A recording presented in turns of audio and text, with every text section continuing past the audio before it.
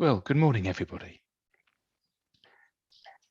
I'd like to welcome all board members, officers and members of the public viewing on YouTube to this meeting of the Pension Board. My name is Nick Weaver and I'm the chair of the board. I'll now call out the names, asking other members to confirm they're present. Stuart, good morning. Good morning, Nick. Good morning, thank you. Alison, good morning too. Hello. Morning. Morning. And Mark, it's nice to see you too. Good morning. Good morning. Good morning. So I understand there are no other members of the board present. Can I please ask people to keep background noise to a minimum and only speak one person at a time and not over others? And please mute your mics when not in use.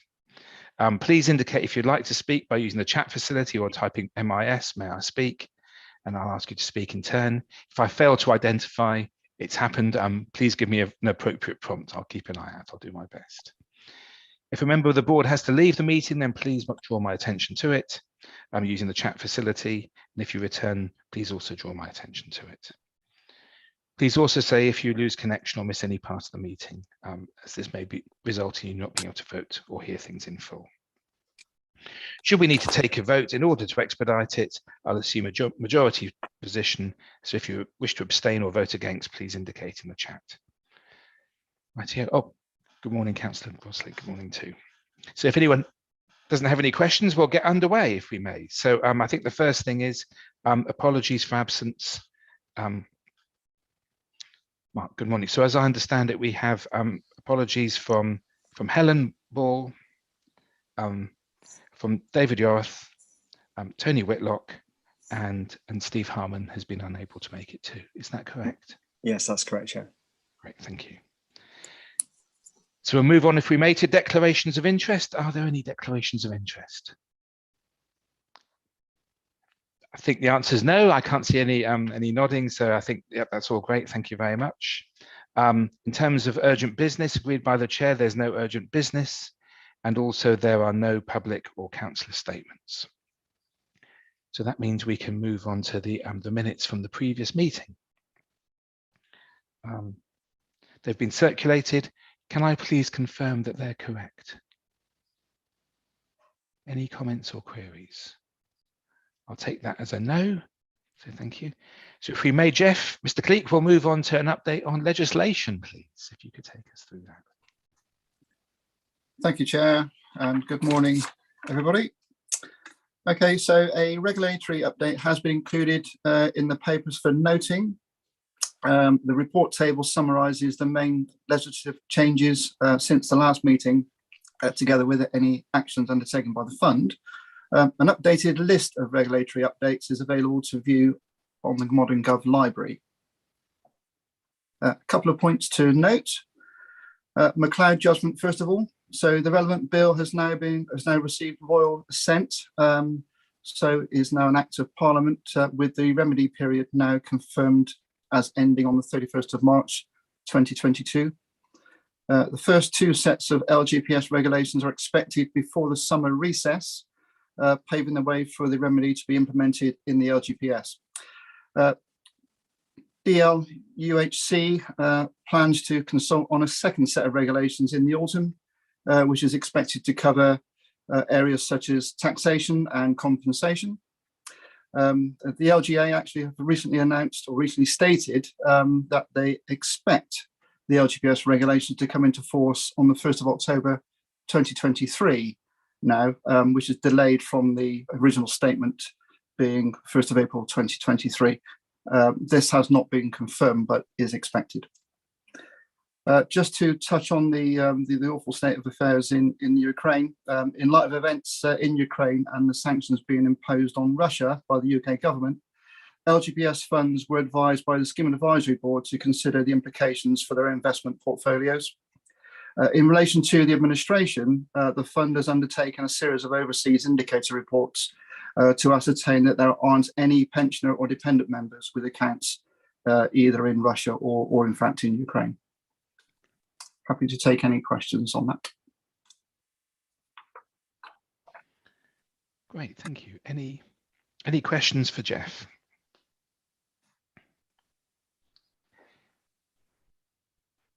Doesn't sound like there's much, Jeff. It continues, I guess, to be a tough, demanding environment in terms of regulations coming through. And I guess the fact that McLeod's been delayed by 6 months is a help, but not that helpful, I guess. Is it? It's still all going to be done. It's still a lot of work. Yeah, I mean, obviously, we'll cover this off in the admin report, but we're doing what we can at the moment on data collection. So we're kind of on top of that part of the process. The key part will be what comes through in the regulations, the remedy side of that, and some of the detail, which no doubt will be challenging potentially. In light certainly of the fact that the impact on the LGPS members is probably going to be quite minimal. Sure. If there are no questions on the legislative stuff, was that the perfect cue, Jeff, to move into admin? It may have been. It's almost as if we'd planned it, but it was. I guess subject to the noting of the report, yes. I think there's a question from Mark in the chat. I beg your pardon. Sorry, Mark. Sorry, it's probably an obvious question, but I thought I'd ask. With the McLeod situation, presumably we've made provision, some sort of provision in the accounts for that, because obviously there's a big impact, and just obviously a question that you're going to say yes to, but I just thought it might be worth asking. Yeah. So sorry, just to clarify, Mark, are you referring to the administration covering McLeod or employers' costs for McLeod? Both really, I suppose. Both. But it is. I think it's a twofold problem in some respects, isn't it? I answer that. Yeah, by all means. Yeah. When McLeod first came out, which was well over 12 months ago now, all of the employers had to make sort of provision, and our actuaries sort of calculated a broad provision based on what they knew at the time. So that was all taken account of in theory in the employers' statutory accounts. As far as the Avon pension fund is concerned, well, clearly all of the costs of the pensioners and pensions liabilities will ultimately fall on the employers. But in terms of the administration, we've been making provision to beef up a team of people to deal with it. And certainly we've had people in place doing information gathering over the past, 12 months or so, Jeff, and so that team is in place to deal with it when we get final judgment through, and we can actually process all of those claims, I guess. So I think we're reasonably well placed and the costs are covered. I think the devil will be in the detail, though. We won't actually know what the impacts are in reality on all of the employers until we actually do the work, and that's going to take quite some time really to come through. Thank you. Thanks, Tony. Any further questions for Jeff on legislation? I mean, maybe a general one to both Tony and Jeff is in terms of up and coming activities or potential legislation. Has there been much talk about things coming through? I understand, I've been told, for example, the Department of Levelling Up, Housing and Communities, or whatever it's called, it has been resourcing up on the pension side. So has there been any discussion around the kind of things they may be asking for in the future or the things they're looking at? Certainly there are. Sorry, Jeff. So I just add, I was going to sort of talk about this when I came to the Brunel bit, but I'm quite happy to sort of talk about it now. Clearly, Department of Levelling Up is identifying, a level of investment through infrastructure to support that from pension funds. Pension funds, I think, are already well invested in infrastructure, and certainly over the sort of 5%, which has been mooted really. So there's that one. We've also got potential regulation or guidance coming through about investments aligning to foreign policy. And you might have been aware of the generic amendment which went through Parliament, which is causing all kinds of discussion around the LGPS. And further through the summer, we're expecting further consultation on pooling, and we have no idea what that entails or what that's about in reality. But I think it might be a little bit of a backward look, but also what else can we do with pooling? Right. Kind of questionnaire consultation. So there is expected to be more direct guidance, intervention, alignment with government policy coming forward, which is potentially going to be unavoidable. The extent to which, us Avon as a fund and all the other funds then actually align with that and then have to adjust their investment strategies remains to be seen, really, and what kind of defences we have to sort of prevent ourselves from having to do things which will be financially detrimental to the fund. Again, we'll have to see the detail, really, before we can sort of understand the implications properly. Thank you, Tony. Jeff, was there anything you might like to add? The only thing I was going to add on top of that from an admin point of view was obviously the impending pension dashboard implementation. So that's going to be forced upon us at some point over the course of the next 2 or 3 years.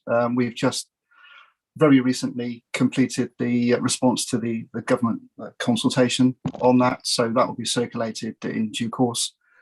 The problem I think that we may have, we do have some resource in place to kind of sort of manage the early stages of this, to ensure that we're kind of going to be on track to kind of sort of to actually associate ourselves with the requirements for the dashboard when it comes through. But there are a number of key points that need to be all joined up, as well as having your data and your data flows in a good place.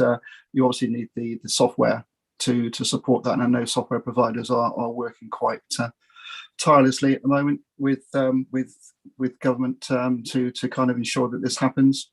But I think the key risk for the public sector is the McLeod situation that we could be faced with, and the implementation date, which was mooted as being around April 2024.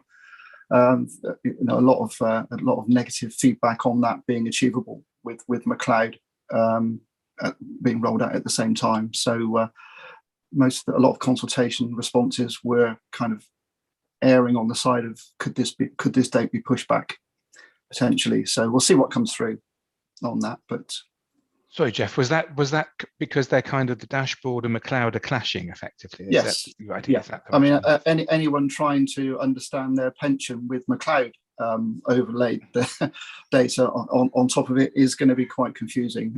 Not necessarily for the LGPS as so much, but certainly I think police and fire are going to be extremely challenging for them to actually understand what they're looking at on their dashboard. Yeah. Well, I can speak as someone who hit 60 in January, as my wife did, and my wife had the treat of 3 defined benefit crystallization events, all DB schemes. They could not have been more different. One LGPS, one NHS, and one a charity run by a third party. It was completely confusing, and she shared that confusion with me, which didn't go down well. But it's just surprising how inconsistent things are. That's what I think I was completely amazed by. Yeah. Just how difficult it is, even so, as you say, throw in McLeod and a few other things, and then throw in possibly this agenda from the government, because I think there's been suggestion they might be looking at what they do with fire. I don't know if anything's come across around that, and also I think they've been looking into admin mergers as well. Quite possibly. I will mention fire when we come on to the admin side in a minute. Right here. So if there's nothing more on legislation, and thank you for the broader context, then we'll move on to admin, if we may, Jeff. Okay, so is that report noted? Sorry, so if everyone's happy to note that, that's all great. Yep, thank you. And then maybe we can move on to item 9. Okay, thank you very much, Chair. So I'll carry on to the fund admin overview and summary performance. So this is the quarterly report again for noting. And I'll take you through the kind of paper in a bit more detail. So we'll obviously cover off the admin performance, the work undertaken on a number of supporting projects that are underway at the moment, and we'll finish off by looking ahead at some developments that we have over the course of the coming year. So at that point, we'll share a bit of a short presentation, PowerPoint presentation with the board to go through. So on the administration performance wise, it continues to be quite a challenging period for us at the moment. I think we have begun to turn a corner. It's quite a long bend rather than a sharp corner, but we have kind of begun to make that that improvement in our performance, which has kind of suffered significantly over the last sort of 2 years for a number of reasons, not just on the COVID, but or remote working, but also because resources being quite stretched at times, and there's been a lot of reliance on a fewer number of officers and experienced officers as well. So I've mentioned that before, so I don't want to go into great detail on that again, but I think we have turned a corner. You recall at the last board meeting that we've got a backlog project underway at the moment, and that was really dealing with all the work that built up to the end of September. So we had a kind of a 6-month project in place to try and clear that right down whilst remaining on top of business as usual. As we've moved through the project, I think we're under 30% outstanding now. We've got to a point where some of the cases that are left are slightly more tricky, a bit more complex, so they're taking longer. And the resource that we put into the project at the very beginning, a lot of that resource has had to transition back into business as usual, so that we try and balance out the overall workload.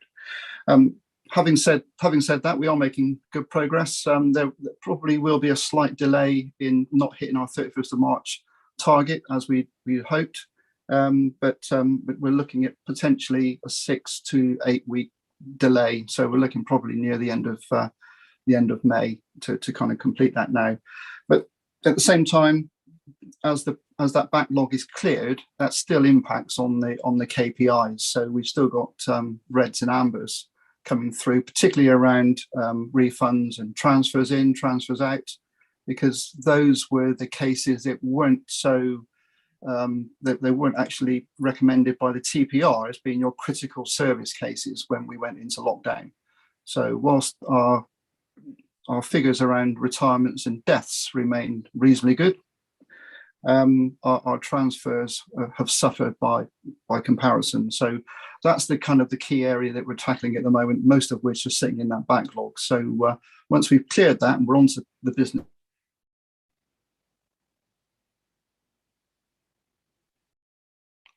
Sorry, Jeff, something is frozen. It could be me or it could be you. I'm frozen. Nick as well. I've lost Jeff. Oh, okay, beg your pardon. So it might be Jeff. Yeah, it looks like it's Jeff that's disappeared for a bit.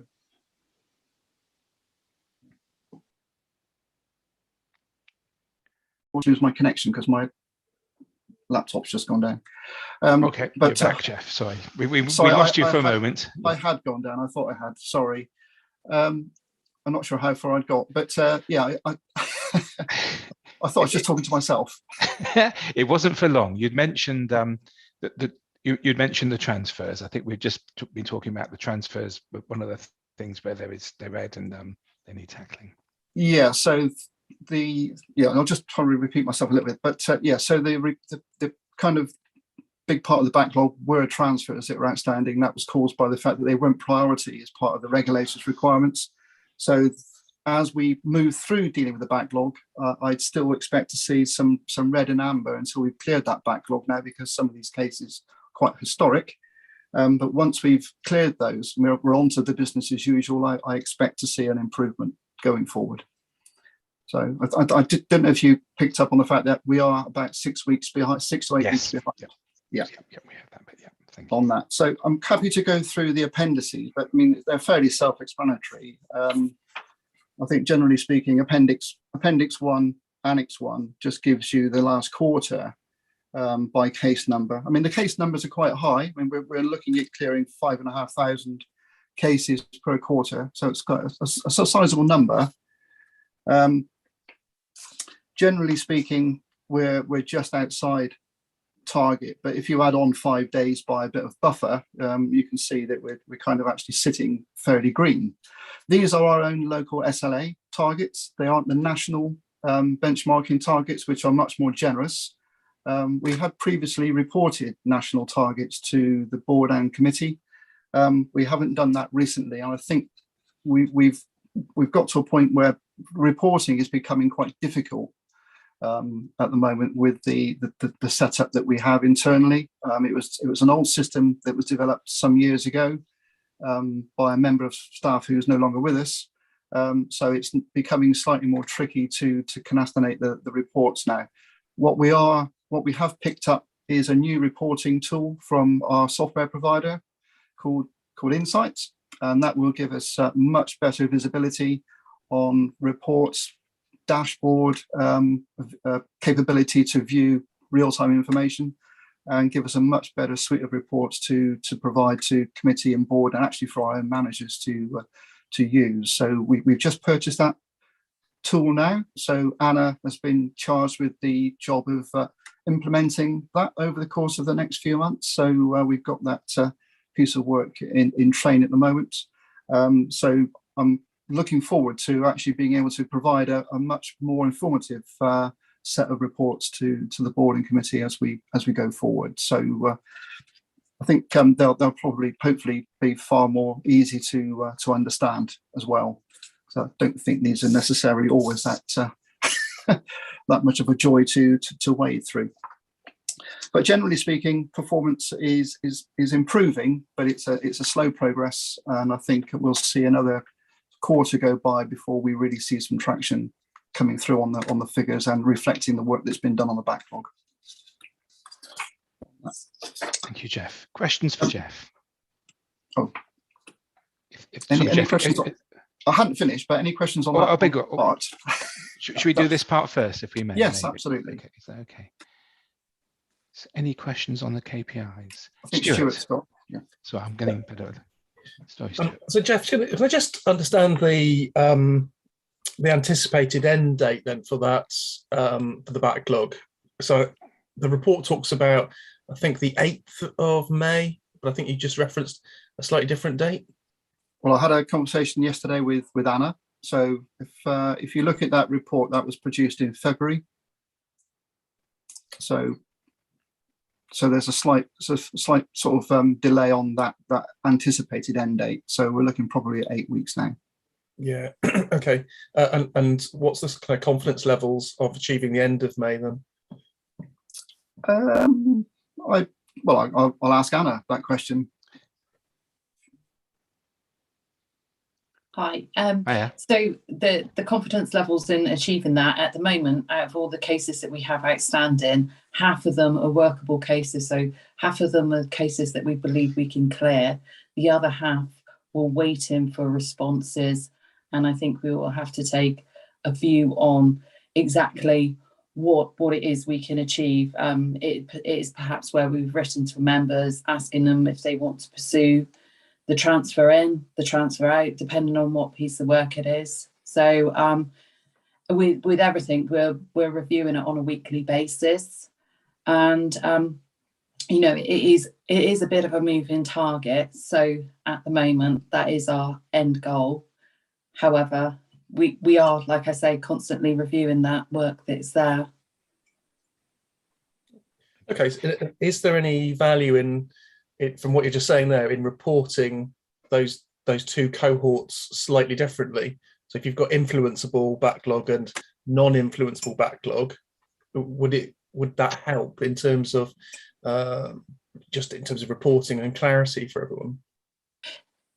I very much imagine it will, but however, we're kind of a little bit tied by the reporting facility we have at the moment. So it is very difficult to split everything out, even though when you look at the raw data and the background behind the detail, you can strip that out a little bit further. So it is a bit of a cumbersome tool at the moment. And like Jeff mentioned, we're hoping that Insights will give a bit more visibility and transparency about the work that we have. I'll just pick up on. Thanks, Stuart. I'll just pick up on Anna's point on the reply due. So where we have responded to casework and we're waiting for a response back from members, the intention will be to close those cases down if we don't get a response in a very short period of time. So that will reduce a large number of cases that look to be outstanding when that is out of our control because we're just waiting for a response. Perfect. Thank you. A couple of questions, if I may, Jeff. I guess on that closing down old cases, do you have to go through a number of steps to kind of evidence that we've done everything we reasonably sensibly can before closing those cases, or what do we put on the file, and what checks do we make to make sure that we've made reasonable endeavours for that member? Yeah, so normally we write out to members and give them and send a reminder if they haven't responded. Bearing in mind some of these cases are quite historic, I think some of the correspondence actually probably has a kind of an end date or an expected response date within it. If you look at the majority of these cases are transfers that are outstanding, transfers out in particular. We get a high volume of transfers out requests come through the section. The vast majority don't transfer out because the value of the benefit transferred outside the fund is not necessarily beneficial to the member. But we do get a high volume, and those probably will be the cases we'll just close down, because if we get a subsequent response back, we can reopen the case. It's not an issue. Sure, thank you. And then in terms of this backlog project, I guess one of the aims had been to get it done before the real true crazy season begins with valuation and end of year, which I guess is going to kick off April, May, June time. Yeah. But are you confident that by the backlog project continuing, actually it will still be deliverable while you've got end of year valuation and all that other stuff going on too? Is all still viable? I have to be quite honest. It's going to be we're going to have to be very careful how we pick and choose what we're dealing with here. We clearly have a responsibility to ensure that employer liabilities are not compromised. What we are doing in particular is ensuring that we've got visibility on where there is a liability issue for employers. So those that are not necessarily in unitary authorities, because any delay on some of those won't have an impact potentially on the employer contribution rates, but on a smaller employer it could. So we are focusing on those smaller employers where there could be an impact. So that's our priority to clear. Part of what I was going to come on to was workload over the last year, and particularly on leavers. We've done some analysis on leavers coming through employer services pre and post pandemic, because we've got a backlog of leavers outstanding, and we've had an increase of 3,500 leavers annually since pre 2020, March 2020. So that's a significant increase in workload to process. So we are kind of harbouring at the moment a backlog of leavers. Now, we had this situation whereby back in 2019 or 2020, early 2020, we had a project to clear a backlog of leavers where we'd accrued about 2,000 leavers just over, and we worked through that as a single piece of work with a project team set up. And that cleared that backlog down. And now we've got a similar situation where we've again got another backlog of leavers, again around about 2,000. This is purely because we're probably needing to work slightly differently. And again, we'll come on to this a little bit later as how we're going to look at our structure going forward. But we had considered pushing that backlog out to a consultant to deal with.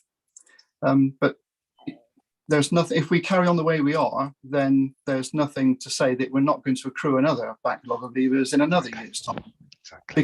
Because of the pure volume and further analysis on what those leavers are, we seem to be finding that there are much shorter contracts now with some employers, particularly around unitaries. A lot of movements between academies as well, which creates a whole starter leaver process that has to be gone through. And when you're dealing digitally with data coming in monthly, that also increases the volume of work that we're getting coming through the employer services section and then being passported on to member services.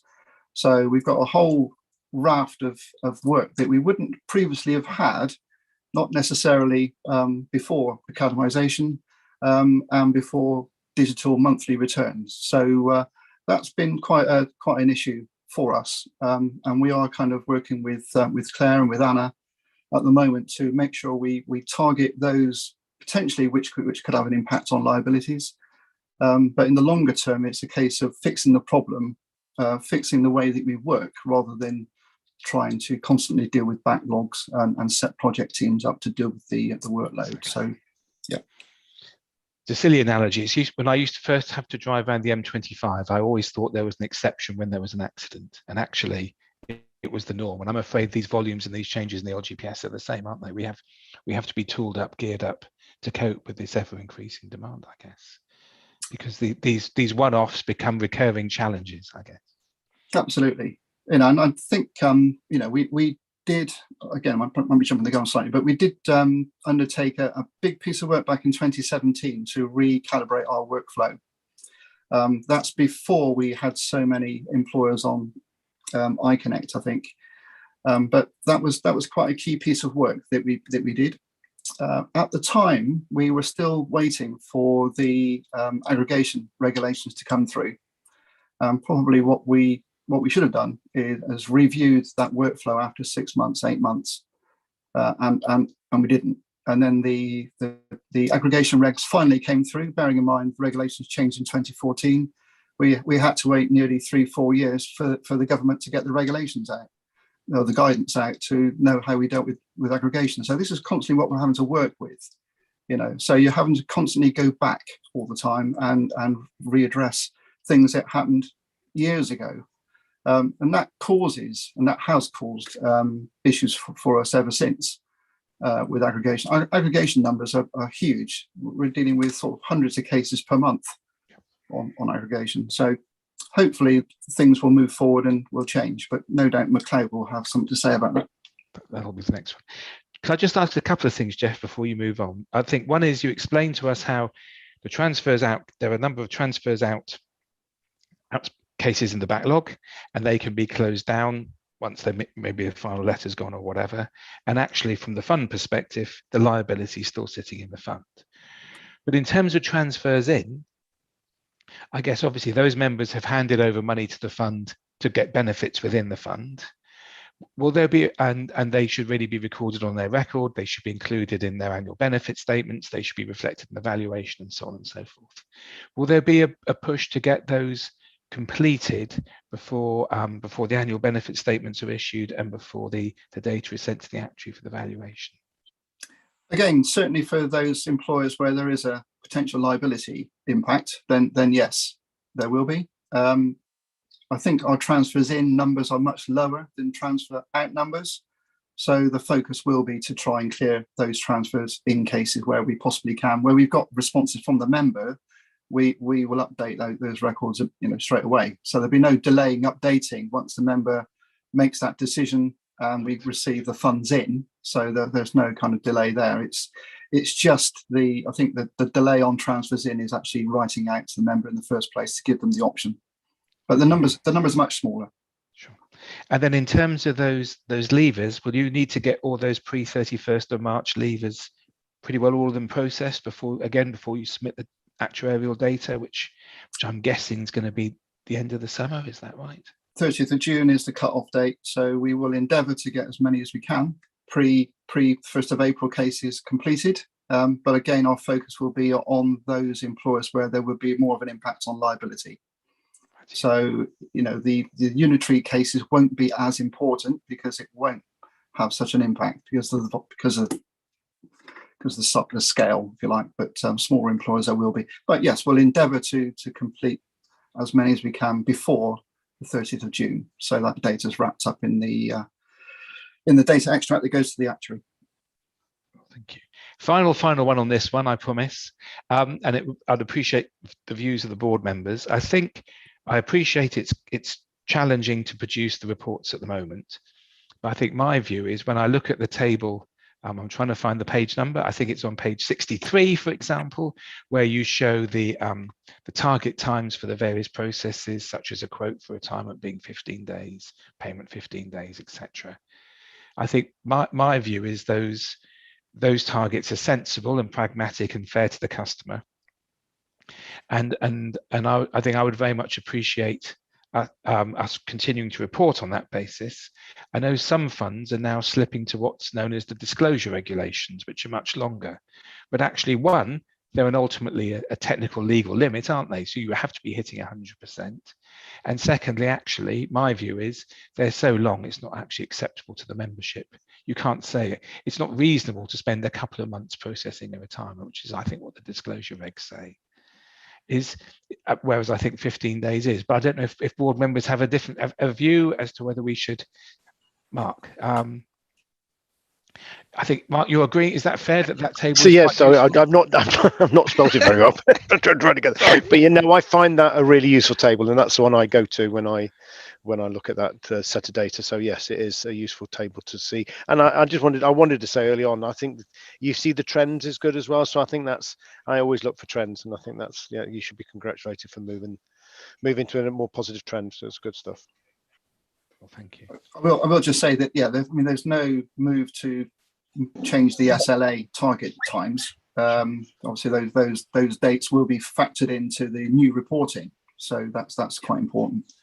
But we had previously reported on the disclosure regs as well, which did generally show that we were green completely on the disclosure regs, whereas against our own SLA targets, we were slightly indifferent.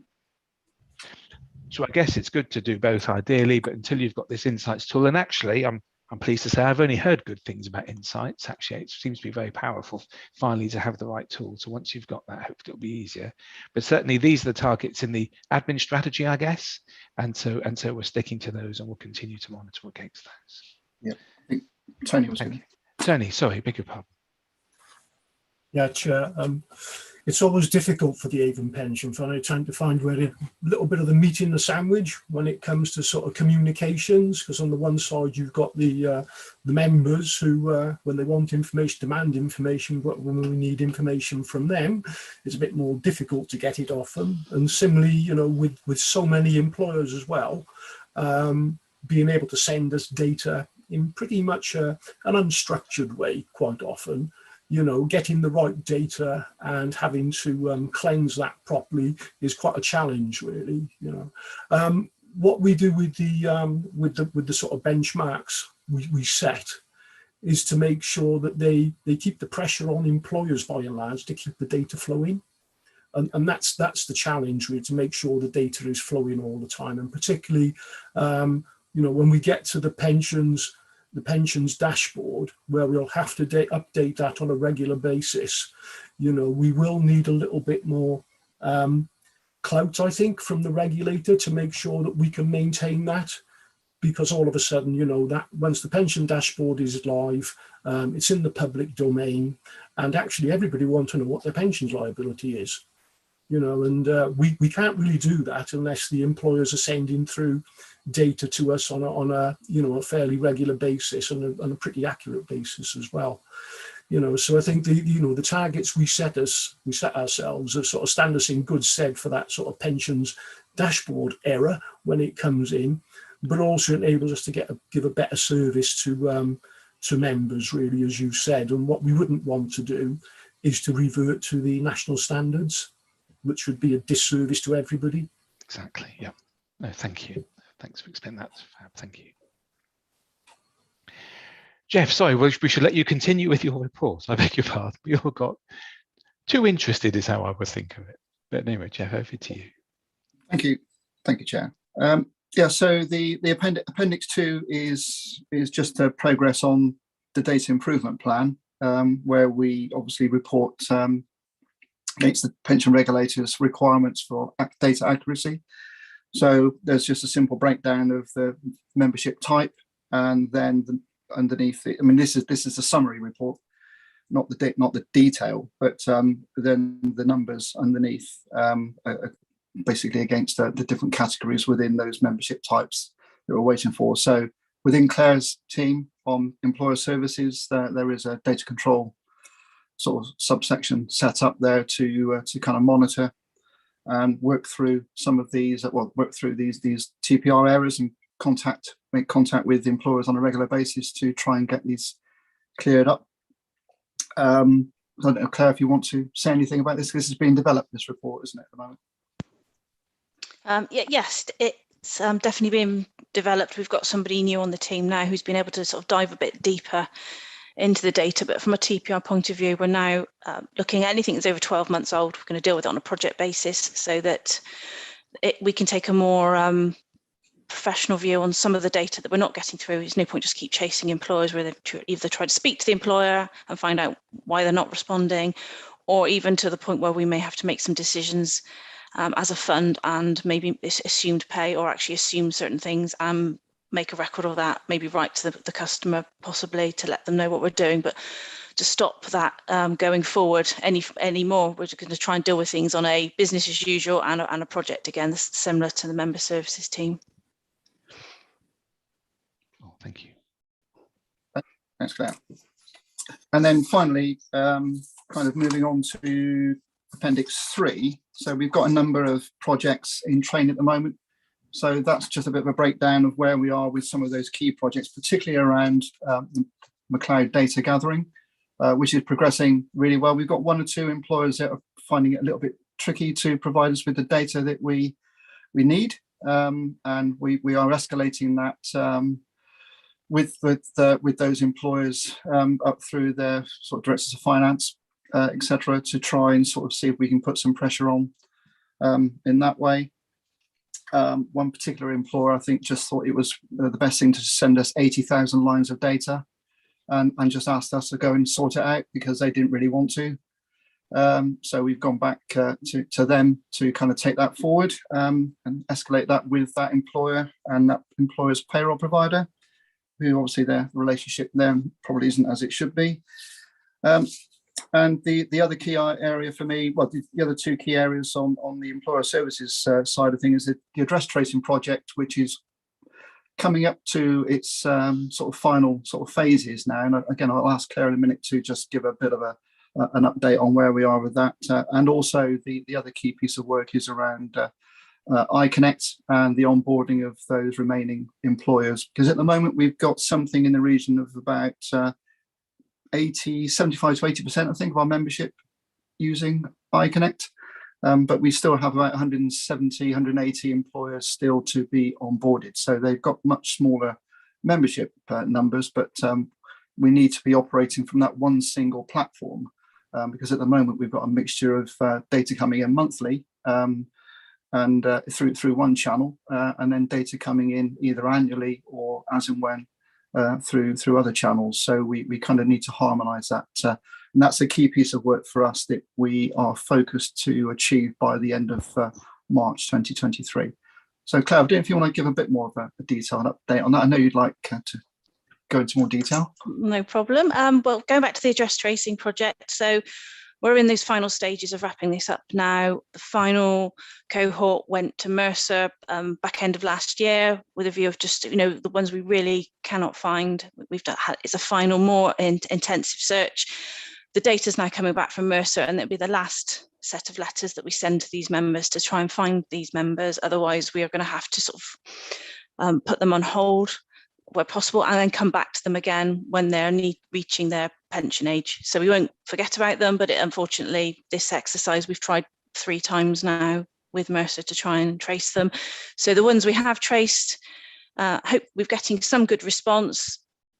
They're being updated, and then there's obviously the ones that haven't replied, and we're just going to continue to chase them one more time, and then again we will have to put them on hold until they reach their pension age again, and then we'll try again. We have tried various ways. We're also trying something through My Pension Online where we've got emails. We're going to write out via email now to try and contact these members. So we are trying everything where possible, and then we will just pick them up. We've got what's called a pensions into payment process, that when these people are nearing their retirement age, we will try and trace them again. And then moving on to, the McLeod, I'll just mention that as well. I mean, we have got 2 of our unitaries that haven't provided data to us yet. So they are beyond the timescales we've given them. One has just started to provide some data, and we've had some The other one, which is slightly larger, was the 80,000 lines of data. We've had to reject that, and yeah, I'm currently in negotiation with people at the moment to try and resolve that situation, which is quite challenging. So I'm hoping the next time we report on this, you'll see quite a large movement. That's why the membership looks quite high and is quite red. Once we resolve these two unitaries, that will come down quite substantially then. And when we've, in effect, at the moment, I think the last update I had, we're looking at less than 100 employers that we've not had a response from, which still sounds high, but in reality, that's not so much compared with the amount of employers we've had to resolve. And then finally on to the iConnect project. Yes, it's about 80% of our membership is covered. It does, we always see monthly movement because an employer will change their payroll provider. They may go to a payroll provider that does iConnect or drop off. But we've got, 78% of our active membership. That was when we reported on it last, 179 employers to go live. So we are going for the big push in the next financial year. We've got 46 employers lined up to go live from the next financial year. So if those come to play, that's 25% of the membership that isn't on iConnect at the moment will go live straight away, and then we'll have to move and work on the remainder. But we are strategically attacking these with payroll providers. So it sounds 179 employers sounds a lot, and it is, but we are being pragmatic. We're looking at working with people like Bishop Fleming, FS for Schools and so on. So it's the payroll providers that bring these schools together, and then we will be left with the employers that maybe are going to struggle, and we were looking at how we can support them as well. So quite a challenging year. Thank you. Does anybody have any questions on that? Any questions for Claire? No? Okay, so I'll just carry on. Just a couple of more points. So we are undertaking work now to prepare for the valuation as far as the data is concerned. So we've spoken about that a little bit already. So we're working through that already. There's some information in the paper itself to cover that off. A couple of points I just want to mention on fire, first of all. So we continue to support the Avon Fire and Rescue Service through the immediate detriment process that is pre-McLeod. The Fire Authority have got a meeting next week to decide whether they will adopt the Memorandum of Understanding, which will involve dealing with those really complex cases, i.e., for example, all those members of the fire service that have retired already, and bring those into play under immediate detriment, which will be extremely challenging because we haven't got that with the LGPS and McLeod. And obviously, if the Fire Authority do decide that, that will impact our resource significantly. I did attend a pension board meeting with Anna recently at the Fire Authority, where I will say this, where the board actually supported the adoption of the Memorandum of Understanding of immediate detriment. So that was both the employee reps and the member rep voting for that. So it's likely when it does go to the full Fire Authority next week, that's obviously a recommendation will be taken forward. So we'll see how that pans out. A little bit more on fire though. Tony and myself had a meeting with the Avon Fire and Rescue Authority last week, basically to kind of set the platform that we will be leaving, or asking them to, when they procure the service for the administration for fire, that we won't be putting ourselves forward. I mean, fire, I dealt with fire back in the 1990s, 2000s. It was fairly straightforward administrative role. Fire scheme has now become absolutely impossible to manage. There are currently 4 separate fire schemes, and they are now all merging into one with the 2015 scheme, but we've got all sorts of other issues going on with fire, including a revisiting of an option to allow retained members to join the fire scheme the previous option that was implemented in 2000. That came about in 2014, I think, when members could go back to 2000. And now they're being allowed to go back beyond 2000, so before 2000. So it's really for us as an administrative department. For it's just not we're just not resourced to deal with this. The fire scheme has just become so complicated. So we've been looking for the fire service to take their business elsewhere. That's potentially going to take a couple of years though. So we're looking at 23, 24 before they exit. So we will have to continue with our support for them until that point in time. And it's a credit to the officers involved with fire that we managed to keep on top of this, because it's really, really challenging on top of everything else at the moment. Finally, Jeff, sorry, Jeff, just before you move on from fire, I don't know if it would be helpful to have some formal support from the board in terms of in your decision, but also I guess the board ought to have a bit of background in terms of, you've explained how challenging the fire scheme is. I think the concerns would be the fire, in terms of your administration, fire probably represents what, less than 2% of your of the membership? Is it a couple of thousand people out of a couple of 100,000 people, that kind of thing? Well, we've got 135,000 LGPS members, and there are 893 fire members. Beg your pardon. So I've got, yeah. So it's significantly small, but in terms of a burden, it probably takes up much more than less than 1% of your time, I presume. Absolutely. As a resource.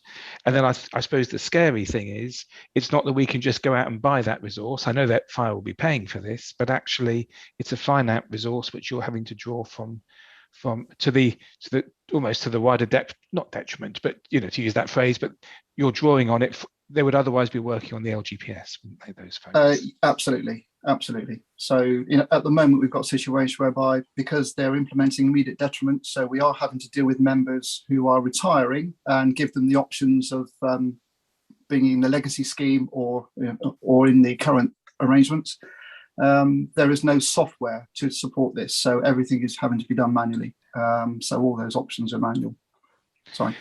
So I'm just really trying to say rather badly, I don't know if it's useful for whether the board members wish to comment or whether officers wish to comment, or whether it'd be useful to us support you to formally support you in terms of saying we appreciate it's really no longer viable to administer a single small fire scheme, and we need to almost expedite them moving on as quickly as possible.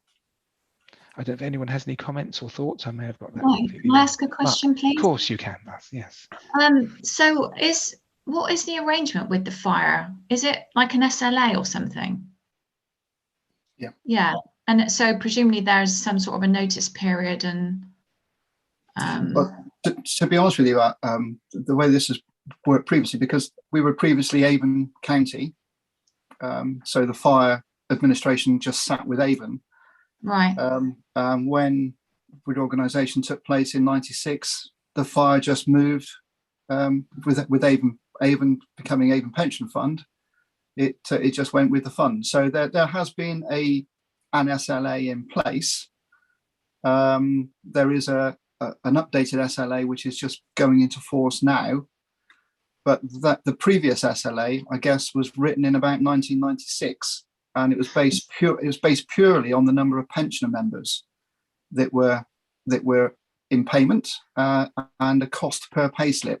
So it did not take into consideration really all of the additional sort of costs and resource requirements, software, sort of that probably would you'd need to, and governance that you need to kind of support a current SLA. So we've revamped it now to do all that. So actually the cost is gone up slightly, but it's just the resource we have and the complexity of the work, the two don't marry up with the amount of, with supporting. I mean, we're trying to deliver support for the LGPS, and it's taking far too much time to support the fire service. So how easy is it going to be to extricate yourselves from that? Well, it's for the fire authority to procure the service elsewhere. So they will be doing that within a couple of years' time. I think they've obviously need to plan this very carefully, but they will go out to tender elsewhere. There are other admin authorities who specialise more in fire. Okay. Such as West Yorkshire. I think they've got 22 separate admin they support 22 separate fire authorities, and there are 2 or 3 that sort of support bulk fire authorities.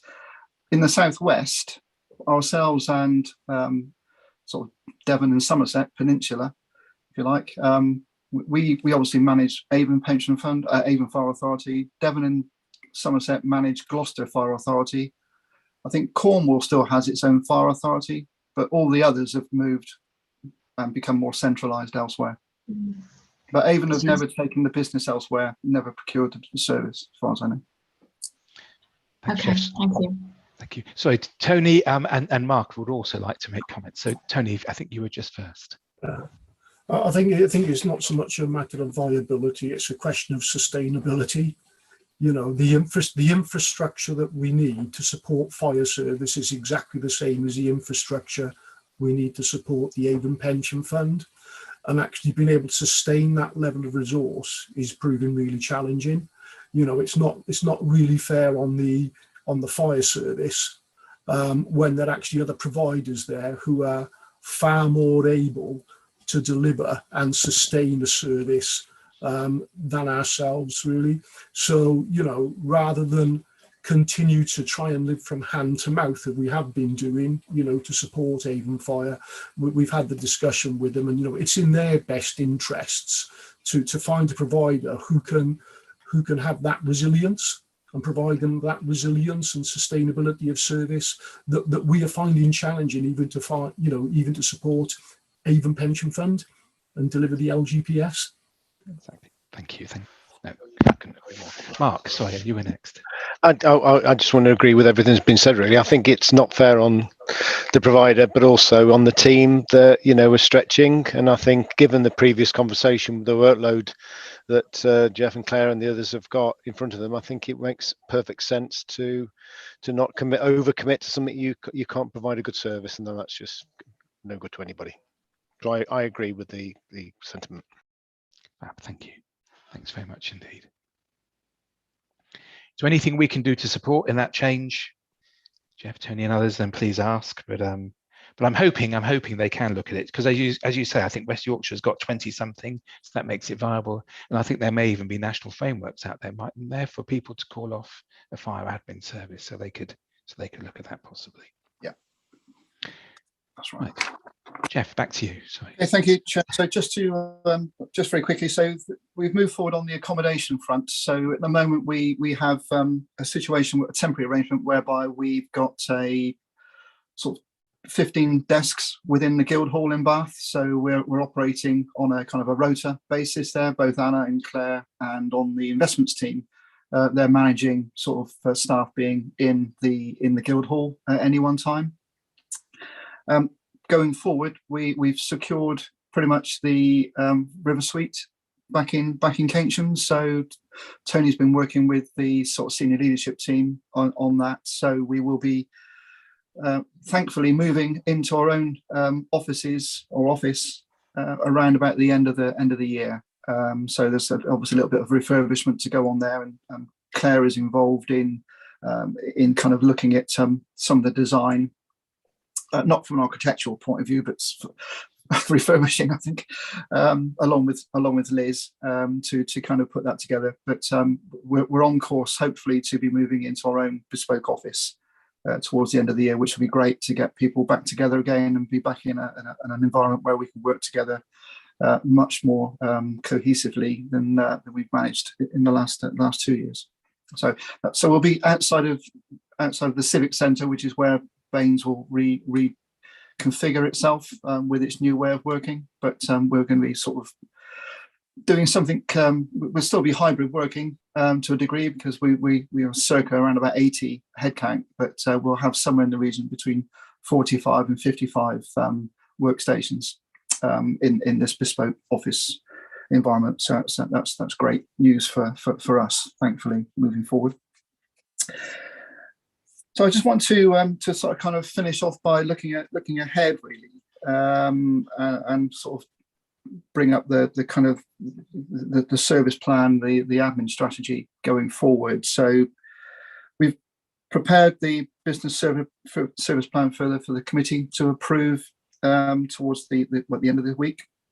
And a kind of a key feature for that is the change in the operating model that we'll have, which will reflect more of a tiered structure, maximising our digital service delivery and providing a greater focus and control on the workload and performance going forward. There'll also be a business support and development function, which will sort of take on board all the remaining services, and it will lead on commissioning activity and projects, etc. So whilst we're kind of putting that together over the course of the next year or so, so whilst that transformation is being established, a project to kind of kickstart some of the work, particularly around the digital service and customer support, will be kind of implemented in a much sort of quicker turnaround time. We're looking at between April, by the end of June, I think. But what I'm going to ask now is Carolyn's going to share with you a PowerPoint presentation, a very brief one, and then we'll kind of talk through that. Both Carolyn and myself will kind of talk through that.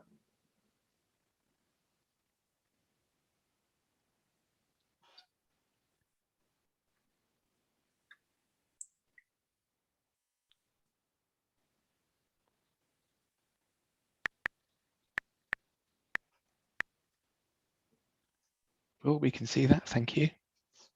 Thank you, Carolyn. Sorry, I'm just going to unmute myself, otherwise I won't be able to speak. There, can everybody see that okay? We can, yeah. Thanks, Carolyn. Good.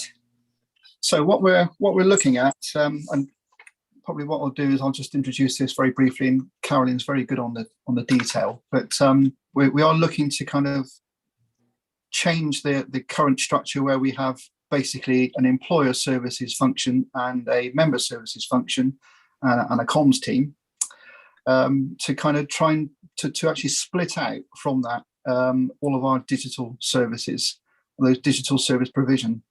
That really then will kind of include an end-to-end service, so that we're not duplicating work between member and employer services. It will leave the kind of the operational side, so tier 2, to deal with the real, the more complex work process around retirements and deaths and transfers, whereby your digital services team around tier 1 will deal with everything that's coming through your monthly iConnect reports, your returns, by way of all your starters, changes, updates, but utilizing far more efficiently the technology that's available to us. We've now got better sort of technology on levers than we had previously. We just haven't fully developed that it's not an in-house development, it's a Hayward development, but we haven't kind of utilized it fully in-house. So we'll be doing that, so we can run bulk deferred calculations through an extract process far more readily than we are at the moment. But at the moment, all we're doing is we're reviewing data coming through iConnect, checking it, and then passing it on to member services to deal with. So that will be an end-to-end process dealt with within that digital services team. And then to kind of really kickstart that is to really set that member contact center up, which will manage all of the manage all the incoming post emails and kind of be kind of a signpost for members to maximize the ability to self-service, because we've got there's such a lot of technology out there that we can really utilize, and we kind of just aren't doing it at the moment. So we're going to be working with our software provider to kind of make sure we can hit all our points in sort of maximizing the usage of digital applications. So then before I pass on to Carolyn, who will give you far more a little more detail, but the third tier will provide all of that that bespoke support around your training, your comms, that digital that kind of virtual office environment, or your technical compliance support as well, and QA. So don't know, Caroline, if you want to sort of maybe put what I've just said into better context, really. Shall I just go on to the second slide so that we can explain the concept? So this is a tiered concept that we've been developing probably over about the last year or so. And the concept is really, if you can get your tier 1 level correct, so get the self-service offering correct. So this is that members are doing as much on My Pension Online as possible, and then employers are providing all of their data through iConnect. Then if you can get that part of the service correct, and you can get the correct support there for both members and employers to self-service, then the ideal is that you could then actually spend more time on the second tier, the third tier, or the fourth tier. I'll just go back to the first one. So the tier 1 is the digital services team. So everything coming in immediately, you would get through your iConnect returns, all your new member starters would come through there. And the idea is that team would pick up all the new starters that are coming through iConnect. They would sign them all up to My Pension Online, so that straight away members are being used to the self-service options, so that they can do, that would mean that they can do all their own changes, they could do estimates for themselves, they could do their own changes of addresses, etc. So the idea really of that tier 1 is to keep as much there as possible to stop the tier 2 from being as bombarded. So the current member services team are dealing with quite a lot of that tier 1 work as well as the tier 2 work. So the idea would be that all the processes that come in through iConnect, so starters, changes, and the more basic lever operations. So this is levers that go to deferreds that have to be aggregated, as well as opt-outs and refunds. They can all stay within that tier 1 operation and be a more, we're going to look to make the process much more streamlined. As Jeff mentioned, at the moment, employer services start off the process and then it's all passed to member services. So that wouldn't happen anymore. It would be a one-stop process right the way through, so that all records, it's really, I think you could really say that tier 1 it would be a record keeping a service really, and then that would allow the tier 2, I'll go back again to the concept. So you've got tier 2, which is processing and control. So that would be made up of, on the employer side, you'd still have employer relations that would deal with any new employers, but on the basis of making sure that they understood their responsibilities under the scheme, and also that ongoing relationship with employers. And then they would still retain the data control element, so that they would still be checking data against the pension regulators' requirements, making sure that our standards of data were still there. And then the member services side that would be left is all the processes that are non-iConnect processing. And these are the ones where maybe members do need a bit more help and support in dealing with those processes. So things such as retirements, ill healths, deaths, transfers. And at the moment, we've still put the fire scheme there as well. So really splitting out member services so that there is more focus I mean, more focus in both areas, but at the moment, everything is in one big pot, and hopefully this will sort of very much streamline the services for both sides.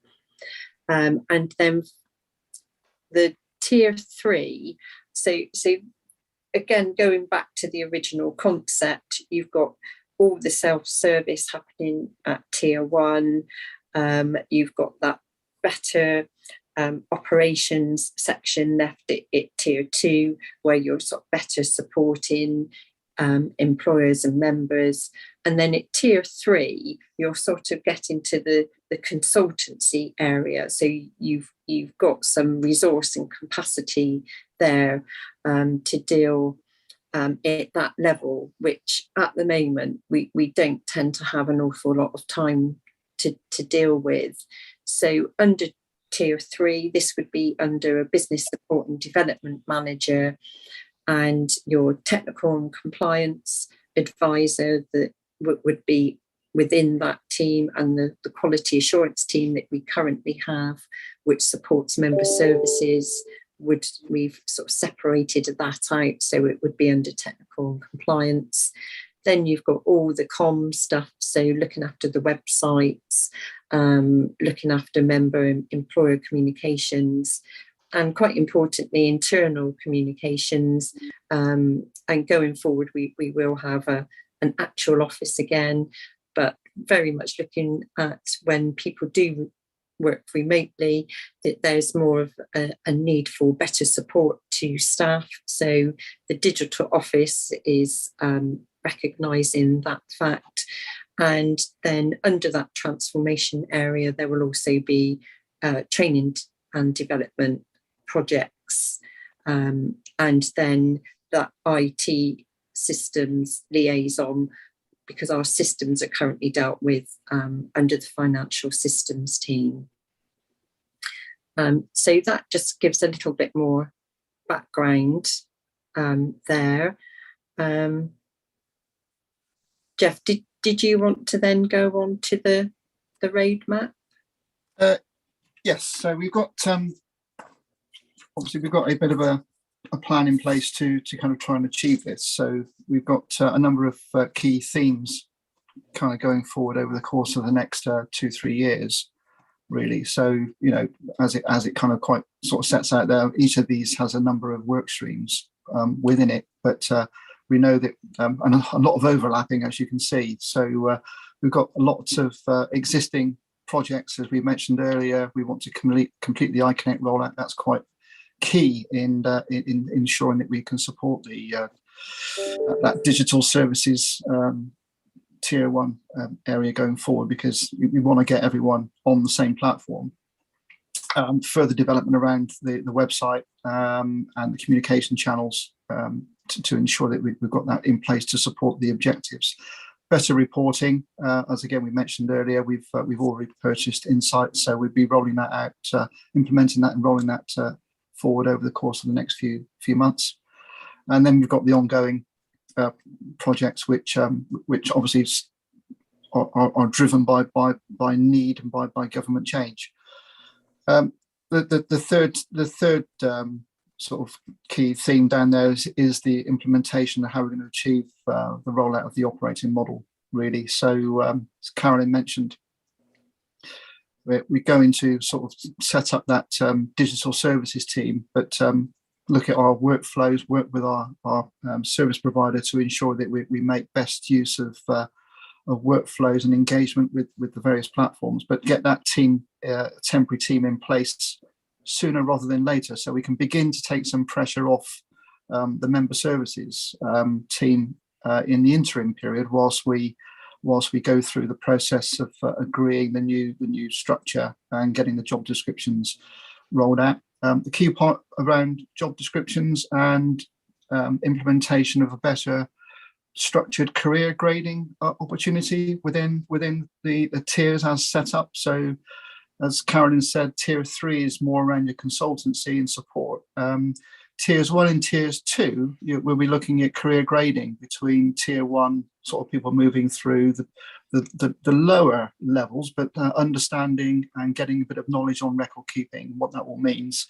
And then moving into the slightly more complex levels of requirement in tier that are going to be required in tier 2, where you've got some of the more complex cases to deal with. But we're going to be working with Bain's HR to develop those career grades going forward. So with the intention is that we'll put all that together and go out to consult sort of towards the autumn time on this with staff, with the intention to implement the actual structure around about April next year. Within that, we'll be revising our comm strategy. As Carolyn mentioned, the digital office needs to be implemented. The accommodation is going to be ongoing, and lots of other work around IT and IT solutions and sort of ensuring that we've got that right digital support. We're not going out to procure at the moment across the system itself. The timing isn't probably quite right at the moment, but that's something that obviously remains on the long-term agenda when looking at service providers. The market is fairly limited on that front, but it's something that we will obviously keep in mind to go through a proper procurement exercise once we've got through this situation where we've implemented this new operating model. And then to kind of wrap everything up, we will obviously go through and revamp our current administration strategy, so it kind of has that digital transformation, that digital service element much more sort of embedded within it. So we'll go out to consult on that with our employers once it's been signed off again by committee in about a year's time. That's kind of all I wanted to say. I don't know if you want to add anything onto that bit, Carolyn, but otherwise we can bring that back into the we can go back into the room. Otherwise. Yeah, okay, will do. Thank you. Thank you. Okay, so quite happy to take any questions on that. Any questions? Who would like to kick off? Oh, Alison's got a hand up. Beg your pardon, I didn't see anybody. Alison, sorry. Yeah, I mean, clearly an awful lot of thought has gone into that, revised way of working, and it's to be hoped that will help solve some of the issues that you've had. I just wondered, what was the thought process in coming up with that structure? Did you speak to other pension administration people, or what sort of helped you to come up with that structure? So we first started the conversation well over a year ago, probably autumn 2020, I think. And at the time, what we've ended up with here is not exactly what we first came up with. So we pushed to committee last year the thought of having a digital transformation manager in place. Things have slightly moved, I think, having had more time to think about this and how we felt the structure of the team would be better suited. We've kind of worked through and arrived at this sort of structure that you've been presented with today. I'd probably say that most other admin authorities are probably operating the same way that we are maybe at the moment. So the conversation hasn't necessarily gone in any great detail. I don't know, Tony, if you want to add anything onto that. So you're leading in that sense then? Exactly, yes. Well, we've tried to lead. Yeah. I think the basis behind the structure is about giving focus to the key areas. The way I look at the proposal is that we've got a digital services team focused on getting us all the data and getting it all into shape so it can be used. We've got a tier 2 then who can use the the data to work with the employers and to work with all of our member customers to make sure they get the right answers to the right questions and get their pensions.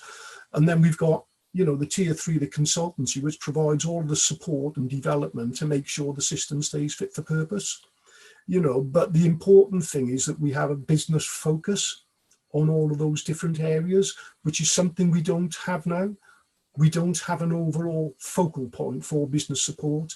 It's within a number of management roles. We don't have a focal point for digital, you know, development and support and digital services. It's contained with a number of roles, you know, and quite clearly moving into the environment we've been operating over the last 2 years or so.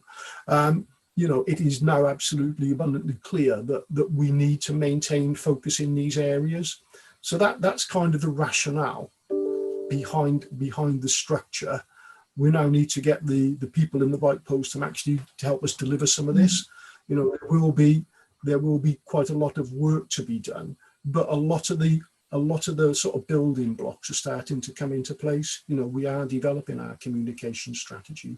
We do know some of the sort of IT developments we need around reporting, around member self-service, you know, and expanding that area.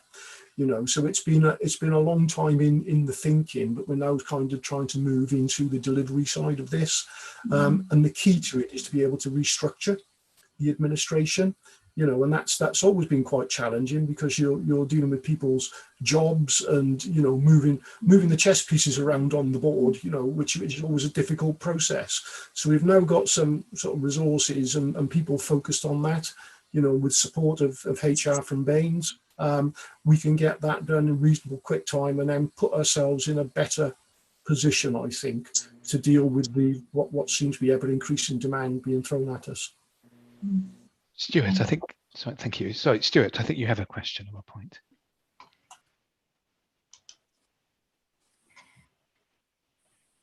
Sorry, I can't see you. Sorry, pressing buttons and coughing at the same time. Apologies. So I completely support the ethos and it makes perfect sense to me. I just wonder if you, so to align with that change, whether you've set some, and I'll call them kind of channel shift targets, but some targets around how digital you want to be in, let's say, a year, 2 years, 3 years, and whether there's some value in actually setting some targets, which could also help with the sort of culture in the team and giving that sort of longer term objective. It's a good question. We're starting to look at that in terms of our communication strategy, about how we can move our customers towards more self-service. So that's one area. The second area is how we can develop employer self-service so that actually our employers can find out their own information and how we develop that through either our website services or through, you know, direct access to information across the database, you know, and working through all the security niceties and the protections we need around that. Yeah. So those things, you know, that they are on the agenda. You know, setting targets to it, I think, is about how effectively we can work with our software providers to make sure that what we can deliver is fit for purpose. And some of it, we are a little bit hamstrung, you know, so we're trying to move to a position where we are a bit more ambitious with our expectations of our software providers, you know, and tell them what we want to deliver. But, you know, the way that the market works at the moment is that, you know, it is very much based on the large volume of clients and what they want, as opposed to being able to source and support individual requirements. So it is a bit of a challenge, but yes, you're right. We do need to set those targets, but we're working through that at the moment. So when you see a revised admin strategy, sort of later on this year or early next year, then some of those targets will become apparent in there about what our expectations are of employers and members. Yeah, so I think that would bring it to life for a workforce. Personally, I think it would engage people. I'll just say this, and I think I might be overstepping the mark slightly, but personally, the tier 1 and tier 2, I think I would be slightly concerned about setting almost a 2-tier culture in the team. It's your team, it's for you to manage.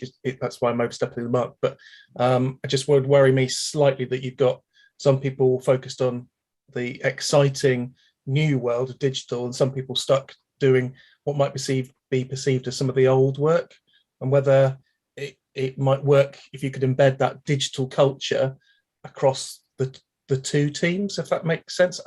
So I'm recognizing they've got two different bits of work to do, but it might help with that, and having the channel shift target might help sort of engage and deliver that going forward. I think the labelling is something that we discussed really in sort of how we term some of these areas, but I think actually it is purely labelling. The idea is we will all be operating digitally. The development will be across the entire service, and we'll have to make sure that message is understood, I think, across the workforce really. The labels do not reflect tiers or categories of work in any way. It is an operating model. So you've got your first stage operating model, second stage, third stage operating model. They're not about seniority or level of capability as reflected within the organisation, and the job structures themselves will change, and be, common across all three tiers, insofar as we can make them. And that will support, a much more flexible structure as well. We'll have much greater ability to move resource around to where it's needed going forward with a new job structure. So I think your point's taken, but it's unintentional in terms of interpretation. So we'll get that message across. Yeah, perfect. I mean, otherwise, I'm completely supportive. It's exactly the right thing to do. So. And I'm delighted to hear about the staff development and the flexible grades and moving people through. And as you say, Tony, being flexible will prevent building up any silos or any divisions. So that sounds really neat. I suppose I was just wondering, building on Alison's point too, in terms of, I realise it's very progressive, but I wonder if any external validation, maybe particularly in terms of the resourcing needing and the grading needed, would be useful, because I think it's critical for a fund to take ownership of this. You don't want to be outsourcing things and contracting them out. We need ownership, but I'm just wondering if we're going to be knowing the endless demands that constantly come through. There'll be a new McLeod in a couple of years. It'll be something else. There'll be a new something else. It always happens. Just how we're ensuring that actually we are resourced and appropriately graded with the right development to bring people into this organisation and develop and grow them and deliver a really good service. So how do we know you're going to ask for enough resource, I think is the question.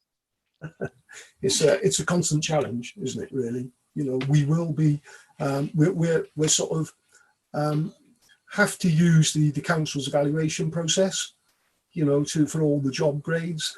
The reason for the career grade structures that we're trying to implement is to give us far greater flexibility. But ultimately, we've got to work within a set of parameters set down by Bath and North East Somerset Council. We can't change that. That is the reality, but what we can do with our job structures is to try and make them as flexible as we can within those parameters. In terms of, will we end up with the right resource in the right place, doing the right thing? I think the answer is probably we will make the best use of resources that we possibly can, and in terms of, for some of these specialist roles, we do use consultants anyway to help us in designing these jobs. Jeff has already used consultants to help us design part of the business manager's role, really to make sure that we cover off all aspects of that. So yeah, that's all already on the agenda. Well, thank you. But it is, I think, when I've seen 3 different LGPS jobs go out in the last 24 hours, and some of them are advertising, a salary band and then going for the exceptional candidate will pay a lot more.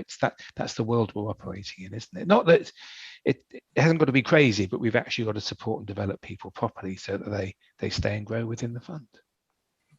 And then maybe finally, just to build on the observation around software, because we're heavily reliant on software, as you say. There are only a couple of providers, really. I guess we will be having to make big commitments to these modules, or how we go forward. How will that be best managed, do you feel, in terms of the risk of making commitments to specialist software? Yeah. I think we have to turn it around slightly, because you know, we are kind of slightly hamstrung, as Tony said, with the number of software providers out there. Yeah.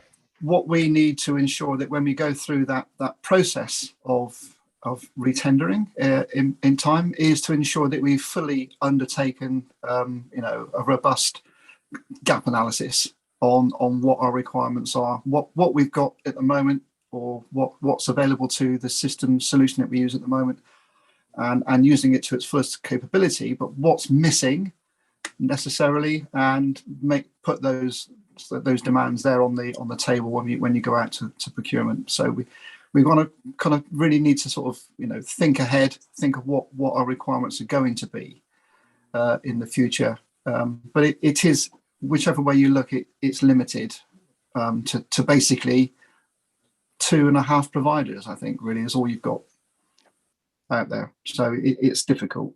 But you know, what was once upon a time the major player has lost a lot of ground, but actually is beginning to build that ground back, because it's had significant investment.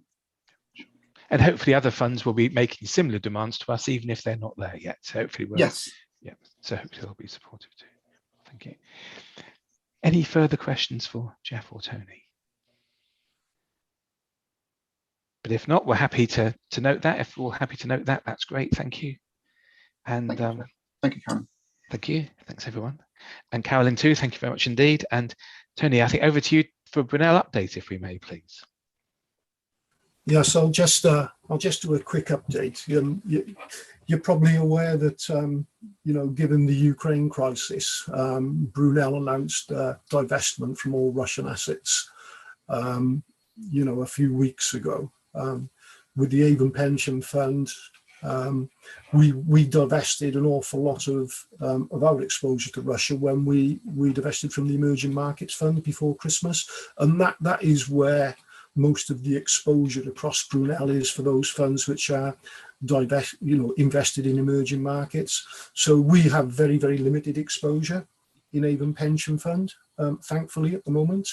But clearly the saying we can divest, you know, as Brunel, and actually being able to achieve it are two different things. Given the sanctions, you know, it's not really possible to divest in a lot of circumstances.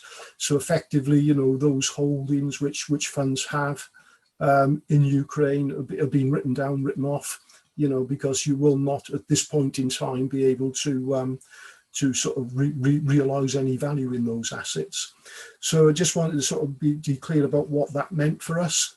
You know, that we will have some minor write-offs. It's non-material within the size of our investments at the moment, and clearly the whole question of the impact of the Ukraine crisis on pension funds investments going forward is something which is going to tax Brunel. Going forward, they've been doing an awful lot of work with their investment managers to try and understand the impacts and the extent of exposures, you know, because the exposures, whilst directly we might have very little, indirectly, you know, the global economy is quite a complicated area. You know, we've already seen the implications on inflation from fuel. You'll see that some areas are affected by sort of other commodities as well, you know, and that will have an impact on our investments. So that was the Ukraine bit. The Brunel budget was agreed by the oversight board and has been signed off by shareholders, which effectively they stabilised at around about £10.5 million annually. So you know, there's no great changes to the expenditure in there. The significant piece of work that they do want to do now over the next few months is to sort of review the strategic direction that they're taking. Clearly, we've achieved all of the transitions from assets that we possibly can at the moment. So Brunel are managing, I don't know, 30 plus billion pounds worth of assets at the moment. And I guess the question is now for for all of the LGPS funds is now, where do you want us to concentrate our resources, and where do we want to develop? You know, what's the next stage of Brunel? So they're engaging with all of the funds, asking particularly those questions. You know, what is it that you want us to be doing now for you, so that we can start the next stage of development of Brunel. You know, where we're going to sort of invest further or divest further from in terms of resources and services. So that's going on as well. And obviously the stock take, doing the stock take review of all of their asset holdings to see where they are in terms of carbon footprints, and what the owners of those holdings are actually doing to reduce their carbon footprint as well. And then there'll be a number of workshops then around the findings of that later on in the year, and actually what actions then can be taken to improve that position going forward. So they've got quite a busy agenda this year, and moving quite a lot away from the operational side to the strategic side.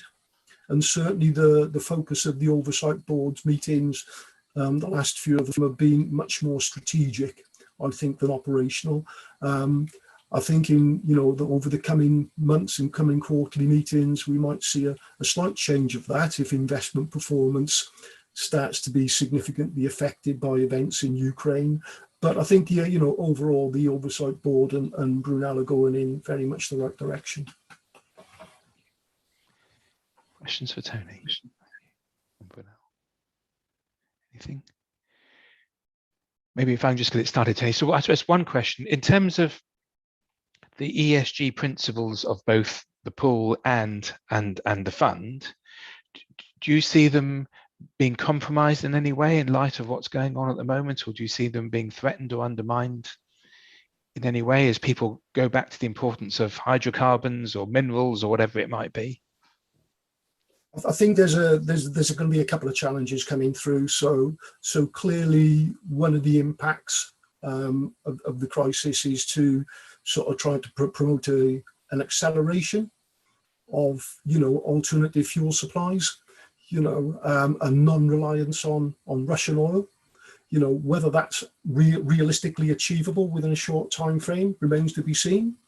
There is also on the opposite side the reemergence of things like North Sea oil, as a potential stopgap as well. And even Shell now are looking at sort of moving back into this area, having discounted it because it makes financial sense for them.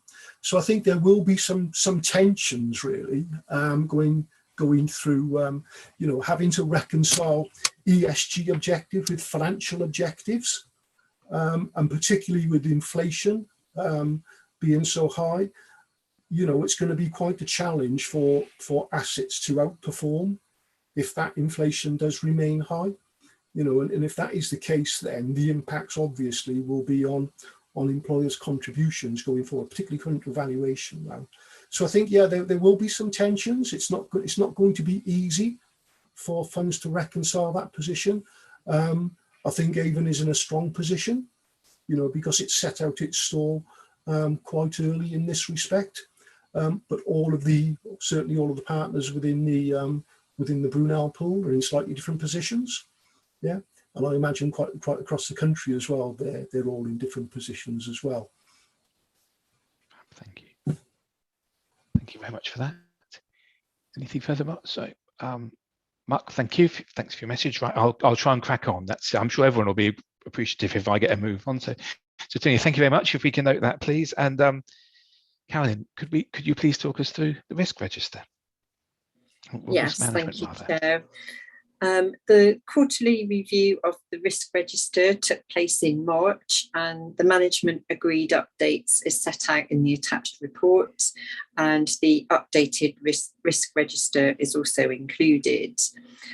Just a couple of things to note. In response to the Russia-Ukraine crisis, we have increased the scores of a couple of the investment risks, maybe as you might expect. So these are R26, which is the failure to earn investment returns. The likelihood has been increased to almost certain. Various factors such as sanctions, disruption to the oil and gas sector, supply chain issues, and rising inflation are all expected to have a negative impact on asset markets, really, as Tony was explaining. And the other risk, which is R42, political pressure to reform the scheme and direct investment. A couple of things have really helped us to make the decision to also increase the likelihood to almost certain for this one. So Brunel have issued a statement to say that they will divest where able from all Russian-controlled and owned assets, as well as prohibiting any new investments to Russian assets. And then separately, again, as has already been covered in previous reports, as part of the levelling up agenda, further regulations are expected to direct investments of LGPS funds. And then there's also the bill currently passing through Parliament that will enable the Secretary of State to issue guidance that funds could not make investment decisions that conflict with the UK's foreign and defence policy.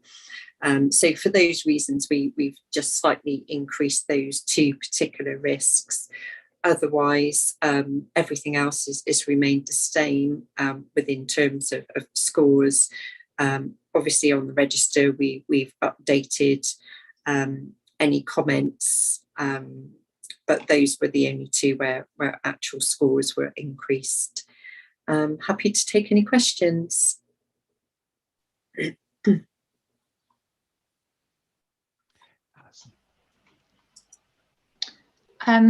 Hi, Carolyn. I just wondered if you could explain the comment in 515 about the cash flow profile. So unitary authorities and universities are paying their future service rate in advance. So yeah, they're paying all of their employer contributions in advance. Is that what that means? Yes, that's right. And do they do that because they get a discount? I'm not completely why are they sure. doing that? So they pay them many Oh, sorry, you're breaking up. We give employers not paid contributions because they can save on labour and then. So they save money by paying in advance. Oh, sorry, Tony, it is breaking up a fair bit. Sorry, we didn't hear you very well. I think what Tony said is if they pay in advance, they don't have to pay the interest. So it's a saving to the employer by paying in advance. I'm broken up as well, I think. There's an echo. Mute, would that help?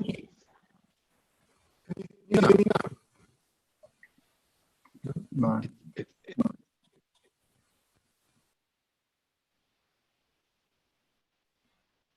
I think it's still stumbling. Sorry, Alison, I'm not quite sure if we've answered that question properly. Maybe. Well, I didn't hear the answer really. I think that's the thing. But so was cash flow an issue?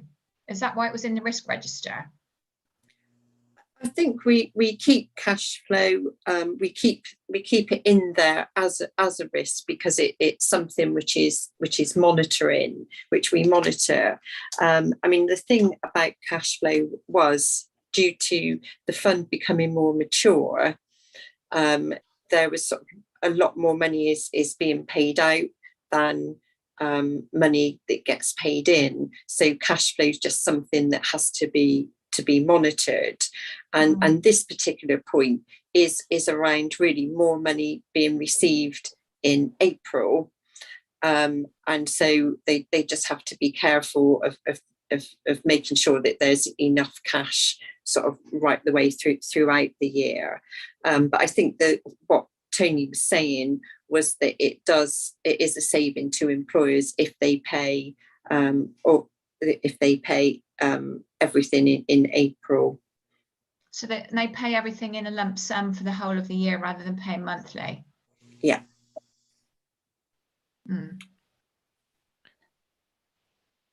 Okay. And I think their liability ultimately doesn't change. I mean, they still get credited with that money, and they take that risk of that rather than that staged investment. They take the risk of those overall investment returns. But the aim would be that they do better because it's invested longer. I think that's the rationale. Right, but as Carolyn says, I think that the changing nature of LGPS funds, where we have fewer people paying in, more people drawing a pension, means we've gone cash flow negative. So we've got to keep an eye on it. It's still a bit underwater, I'm afraid, Tony. I was going to say, I think the actuary probably will cover this off when we do the workshop a little bit in June for the board and for the committee. Yes. Okay. So maybe as you say, we can talk about how they apply that discount effectively, and also maybe the cash flow implications, and understand that a bit too. So maybe we could ask them to cover that off, especially Jeff, if that's okay. I do have another question. I'm sorry if I'm not asking it in the right place because I can't find it in the papers at the moment. But there's a comment in there somewhere about the Oasis group of multi-academy trust and combining the pension fund across unitary authorities. Does that mean that if they've got pension funds?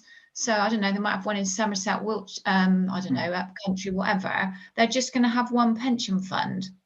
Yeah, they're looking to consolidate with LPFA, basically. So that will be a Secretary of State decision, pretty much on that. So there's a second consultation going through at the moment on this. So we've repeated what we did what we provided in the first consultation. So our answers haven't changed. But yeah, I mean, it will consolidate all those Oasis academies into one area.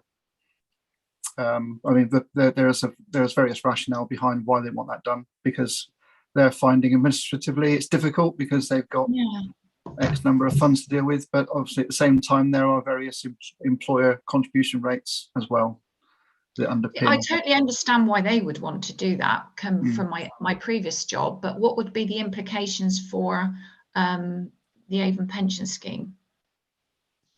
We've not got that many members, about 60 members, I think. Right. Across a number of academies.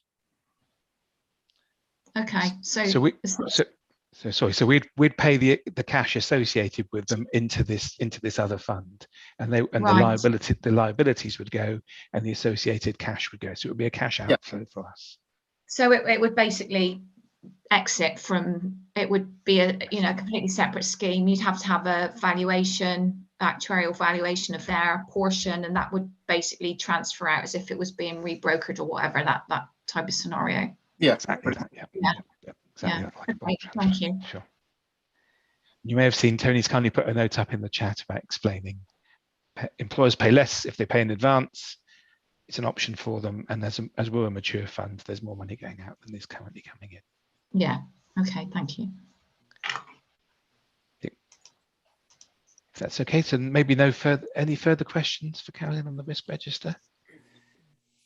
If not, I appreciate what we've had to scoot, but then if that's okay, we can note that, please, and then maybe move on to the work plan and training plan, if we may, Carolyn.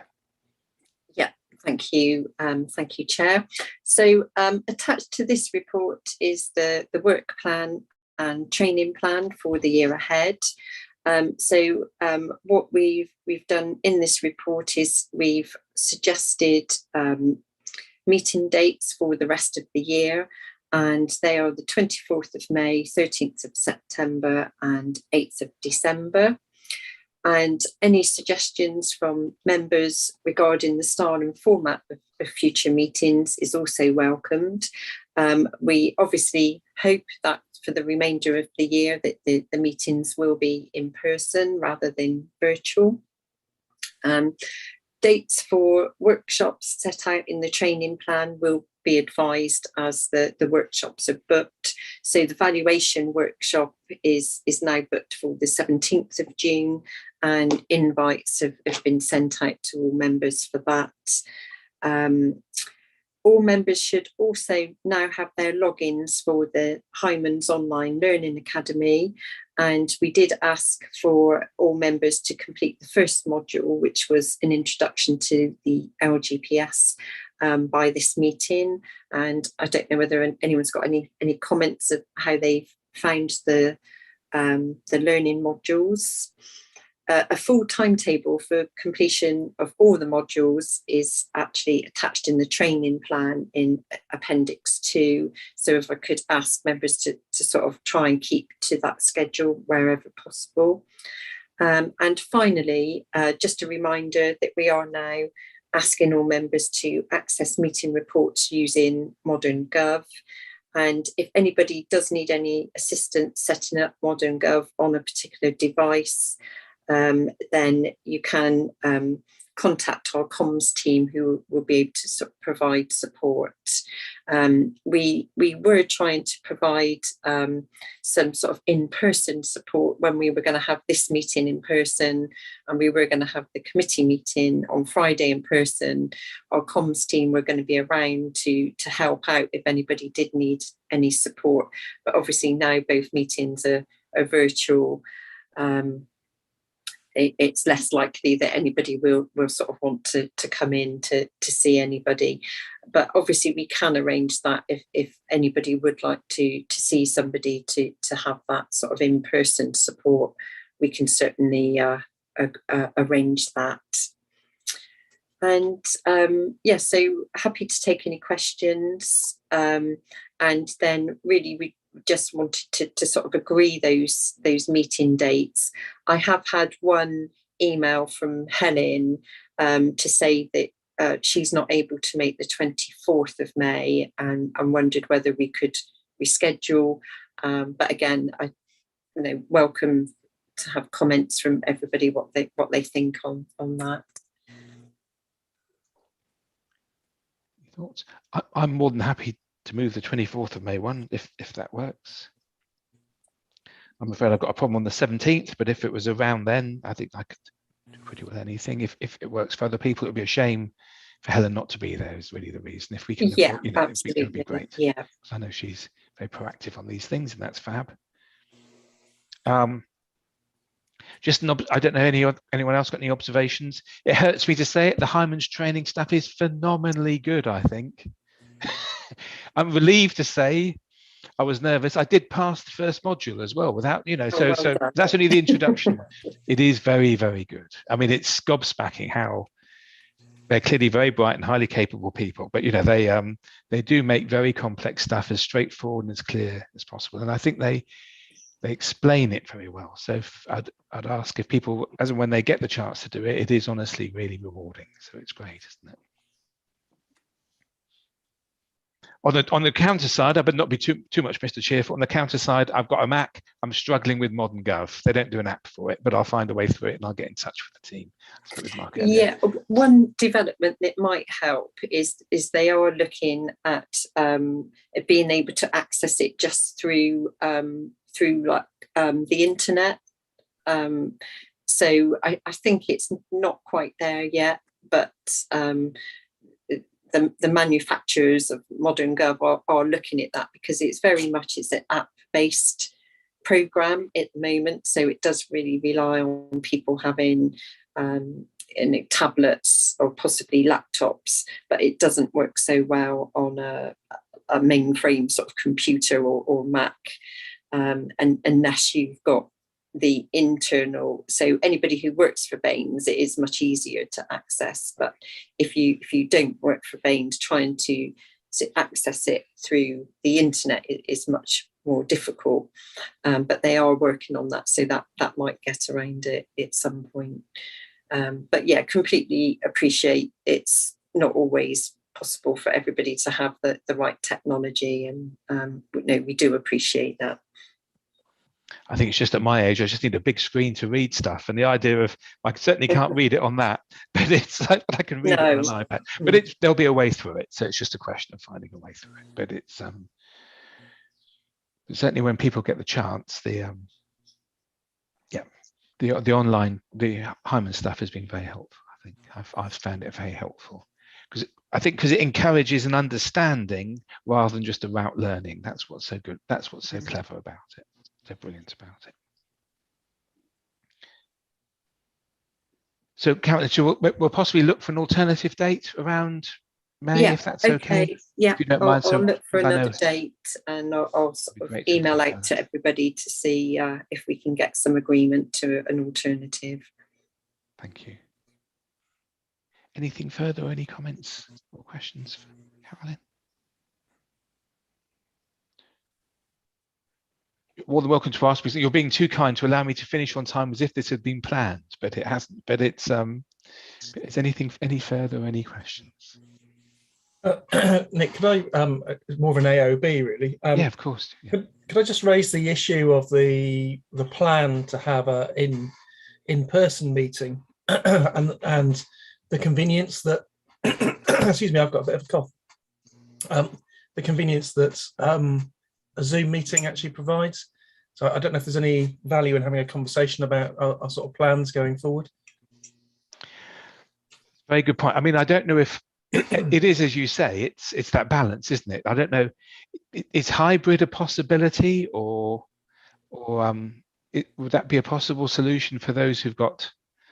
I don't know. Well, maybe we're not quite there technology-wise yet, I think.